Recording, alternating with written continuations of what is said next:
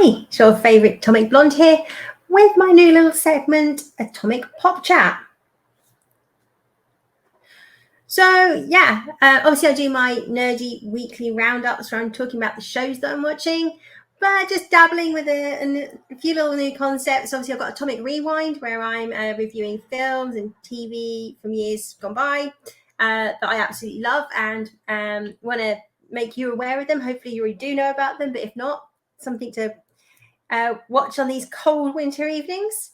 And now I just want a little show, just very quick run-throughs of things that just caught my eye in the news or things that are going on. So for anybody in the UK, probably not so much in the States, but last night, Jodie Whittaker, the 13th Doctor, finally off. Oh, it's just been an unmitigated disaster. She started off with ratings of around 10 million people. Her last special was, I think, 2.2, 2.3 overnight. And the generations always, bring in big crowds. This only brought in 3.7, averaging like 4 at its peak, and that's when everybody tuned in for the last 2 minutes when the bitch burnt. So as you might have gathered, I'm not a massive Jodie fan. As I always say, look, there's Jodie fans out there, and I love that you love her, and I'm really sorry your doctor's gone for you, because I know what I was like when Peter Davison regenerated, when David Tennant regenerated, when Matt Smith regenerated, even Capaldi. It's like always bittersweet. You're losing the doctor you love, but you're getting a new version and new stories and something like new showrunners. So it's always a bittersweet thing. I'll be honest, I didn't watch it other than the last few minutes just to make sure that she regenerated.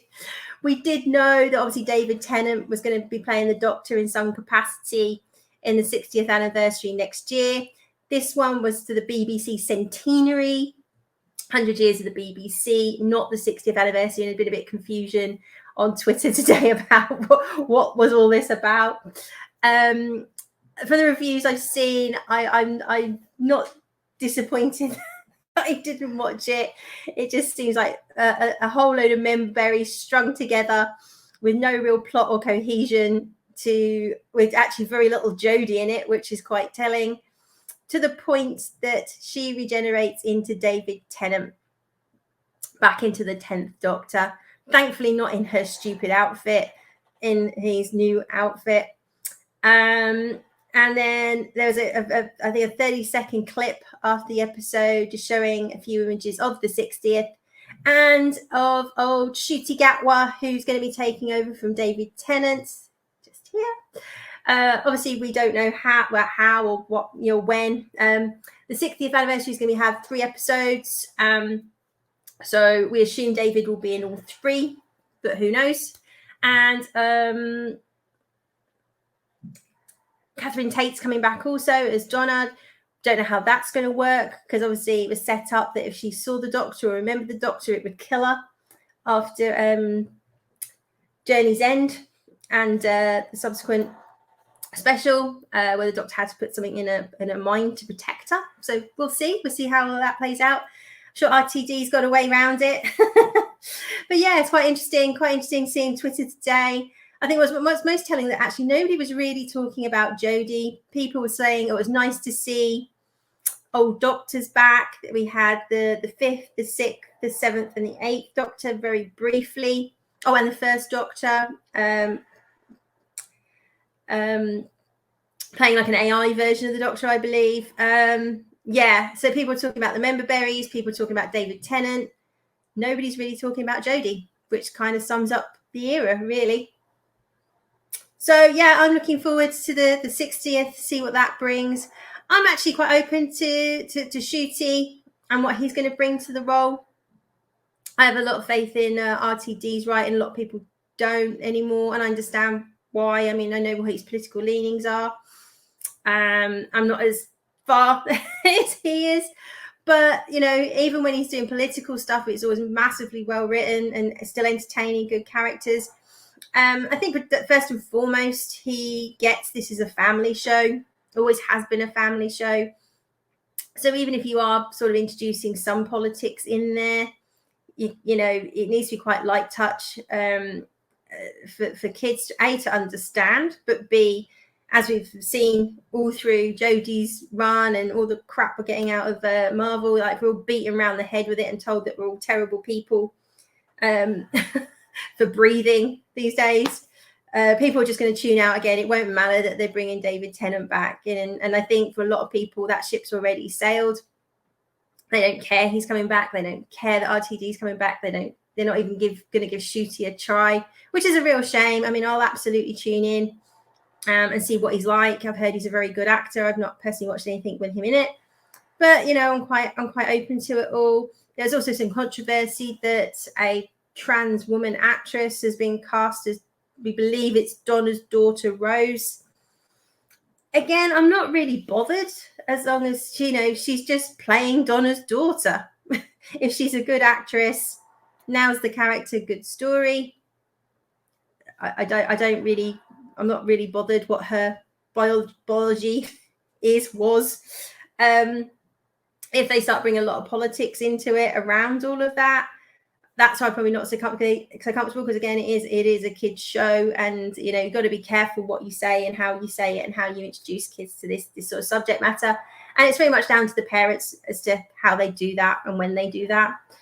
But hey, that's I'm still trying to give the benefit of the doubt for both Shooty and this lady, and hopefully say she's just written as Donna's daughter. That's it, no more, no less. Which I think is more respectful actually to a trans actress, that they are just allowed to play a woman rather than having to point out that, you know, the cuffs and collar, all that doesn't match kind of thing. You get my drift?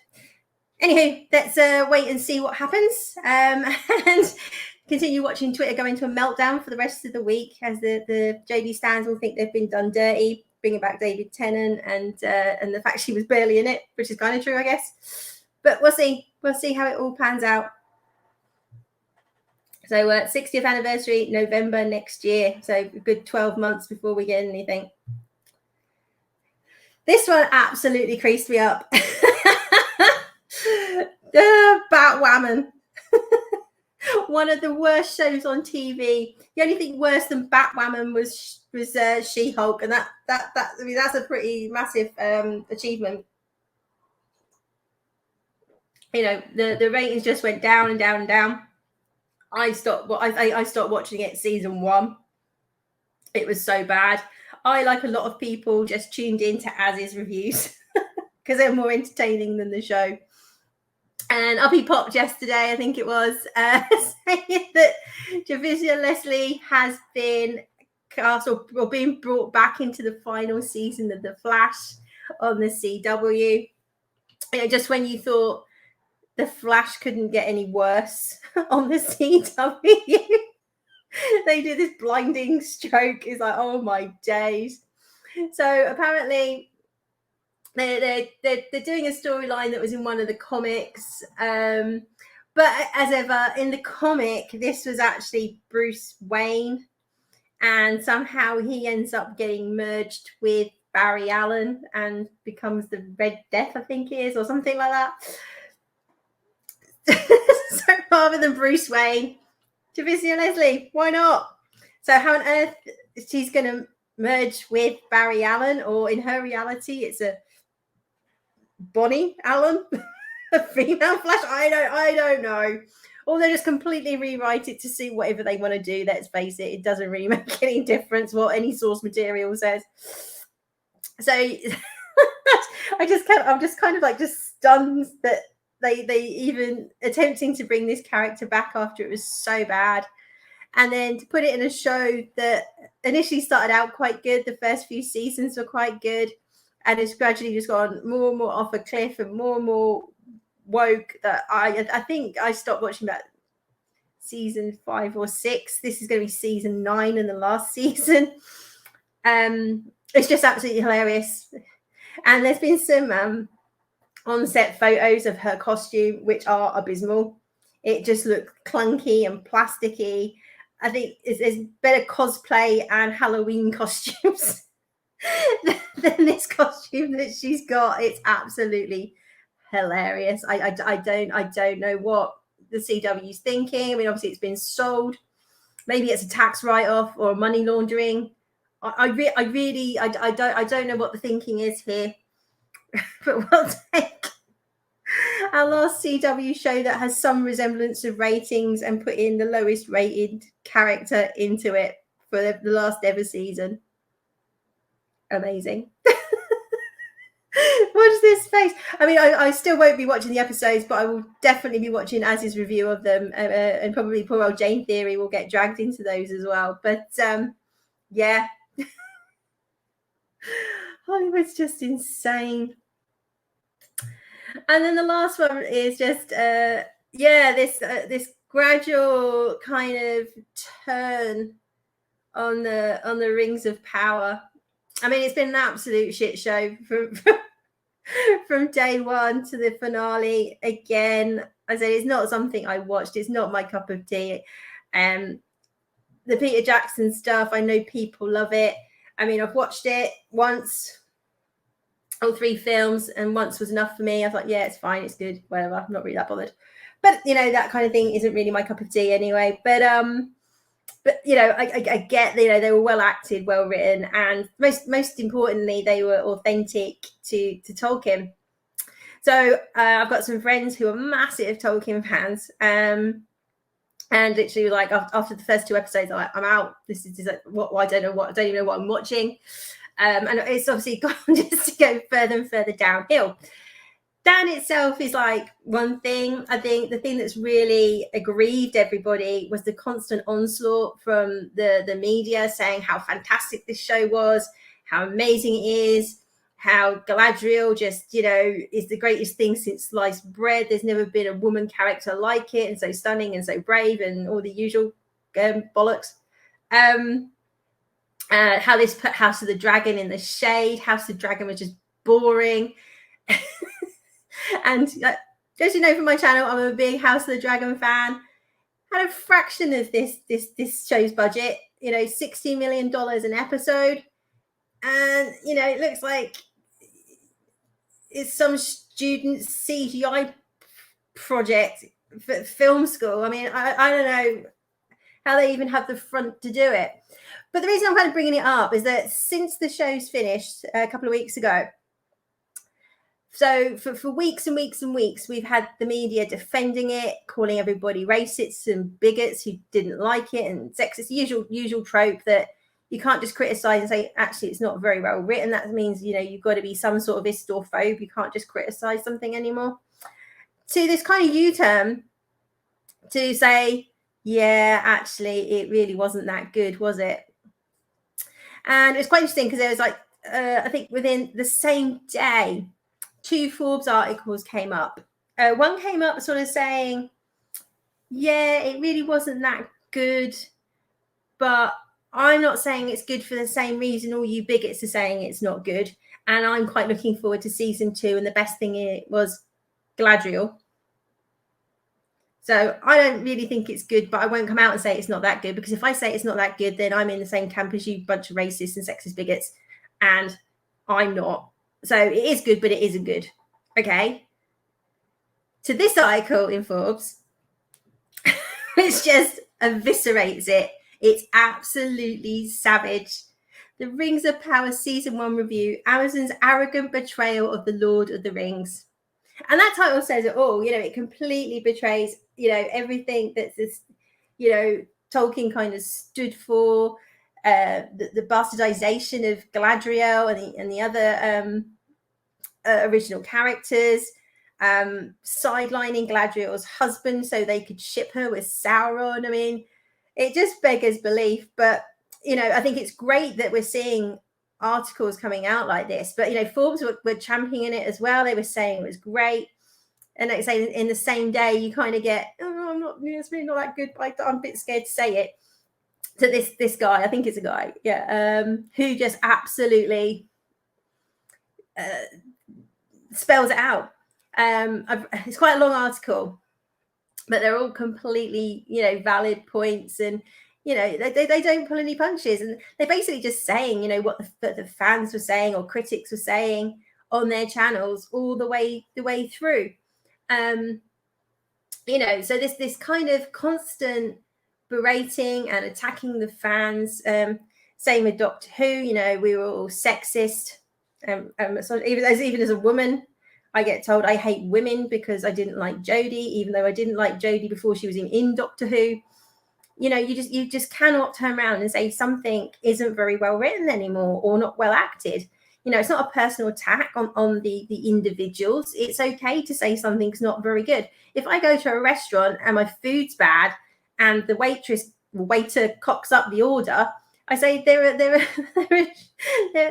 a shit waitress or waiter. It doesn't matter what where they're from or their sexuality. It's like they're just not very good at taking orders. They got every order wrong on the table. That's just criticism. That's just saying, look, you need more training or you're in the wrong job. It's got no reflection on you as a human being or an individual. And you can sort of, you can complain pretty much in any industry, or if you're not getting good service, or something breaks or it's not very good, it's in the law that you can go and complain about it.